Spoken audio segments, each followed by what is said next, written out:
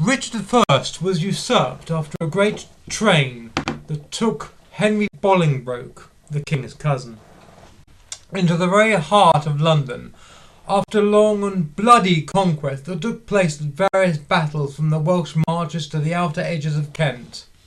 Bolingbroke took it upon himself to take back not only his lands that had been stolen from him in his exile by the king, but the crown of England as well.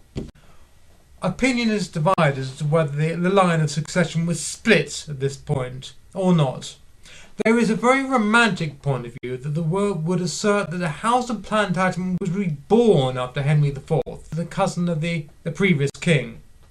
There is also the opposing definition of events that takes a historical point of view, that the Plantagenet rule ended when King Richard II starved to death in Pontefract Castle. One opinion that might be argued, although it's by most historians and historiographers alike, is that the usurpation did not set a precedent for future monarchs, though. From this point in history, virtually every tosser with a slight drop of globulin in their blood felt it was their right to put themselves forward for the crown. This did not stop them from doing this in copious numbers. Today, we look on the monarchy as a stabilising force in the country, one that brings in revenue and a continued envy from other nations. Its influence and social benefits outweigh the current trend in the desire to abolish the institution altogether. A point of view that has become increasingly popular in recent decades, though that's a line of reasoning for another article maybe. The eventual separation from the crown and state, a definitive decision that was concertedly made after the civil conflict of the 17th century. Unfortunately, it's also deprived us of something. It's deprived us of the opportunity to be led by our own monarchy with a sense of identity and pride. The mid-16th century proved it to be impossible, in the views of some, with the least impairment to modern values as we see them today, for the most part. Though it's helpful in this quest for the understanding of usurpation to take a look at recent postmodern history to draw suitable comparison. The misgivings of the worldwide population over the Trump administration only goes to fortify the assertions that the rich baron could not, with any immediate authority, take the reins of a country by force or any other means. This is to say, without the consideration of a generation or two. There are three in the case of the Tudors, though to glance back we might see once again our inherent national identity as complete bastards. For in contemporary terms, this is the mentality from which the English stem. It is my hope, though, that this last reference is not seen as any derogatory reference, but one of affection and truth of the matter. For without an honest approach to our own nature, then there can be no acceptance of national identity. William Duke Norman landed in the south of our island in 1065. It was a year of mustering support and mulling over tactics before he felt able to announce his presence. After his eventual conquest in 1066, we all know and love, he set about erecting the most indomitable fortifications this country has ever seen since the Romans. However, he did also institute a massive eradication and extermination, last resort, in fact, of the population, totally annihilating any cultural unity we might have felt as Anglo-Saxons. He decimated the entire country, only to repopulate it with Norman bred specifically for the complete dominance of history from that point onwards. I use the word indomitable as the project of defending his unusurped power was impressive, not drenched in splendour. Most of the early castles were wooden and ill fortified, but they did have the advantage of being strategically placed on the coastline. It was the eventual delving under the covers of legitimacy that took King Stephen to the throne in 1135. And it was only after the anarchy that saw William Rufus's son, heir to the throne, crowned in a boat full of drunk seamen. Stephen's reform and building power, however, did justify his reign, as did the tenure of Henry II.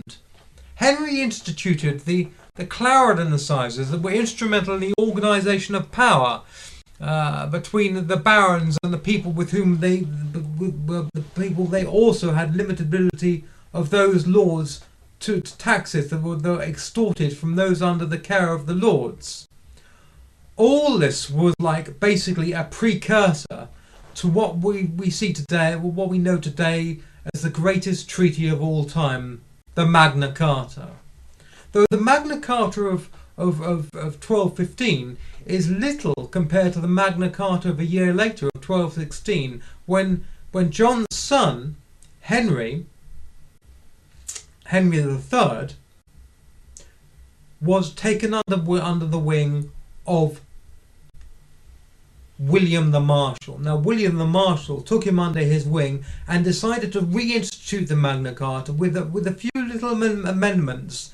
Those amendments and stipulations amounted to the fact that the king was no longer under the thumb of the barons, as was said by the first Magna Carta, but in fact the king was actually institutionalized within a primitive form of government. I say primitive, but it was actually for its time, it was really quite advanced.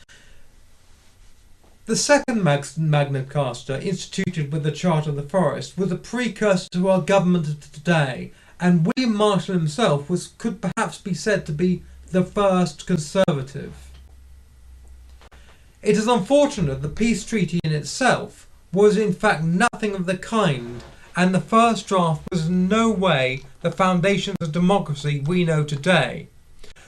The document was simply drawn up as a desperate plea for the barons of England to gain more power over King John. John, being a spoiled youngest son of Henry II, had struggled for years to keep his nobles under control and lessen the power over the taxes, like Shields tax, for example.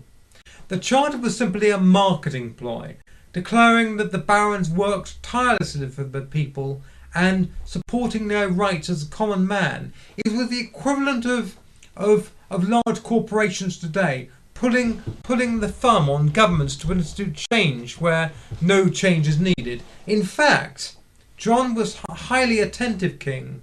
Whatever else his faults might have been, gluttony, sexual perversion, huge harsh temper, lack of empathy, he did more in the way of public interfacing than any other monarch before or after him, travelling around the country as he did with a massive royal train.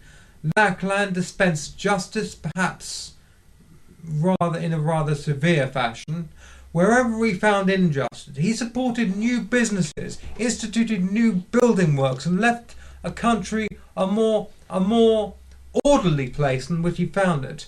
Orderly, especially considering his brother's bankrupting of the throne before he even got to it.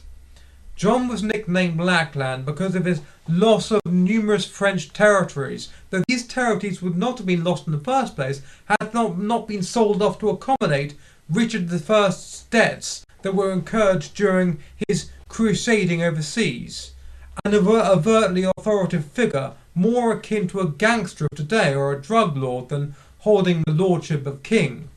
The Plantagenets, in short, built this company up from the first in which it was left by the Roman occupation, rather like Clement Attlee after the devastation in which Winston Churchill left the country.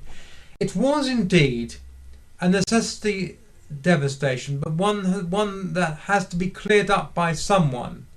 Such an assertion is not to say that the ancient kings of England had no play in the formation of our land.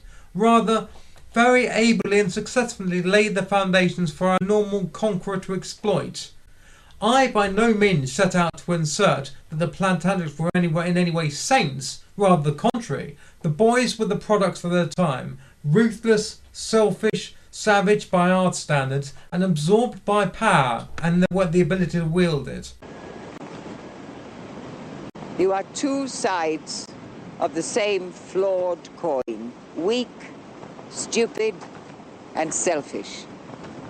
But I forgive you, for you both sprang from my womb, and I must in part bear the responsibility. Their story continues to this day in the current political climates, and their legacy is beneath our feet wherever we go.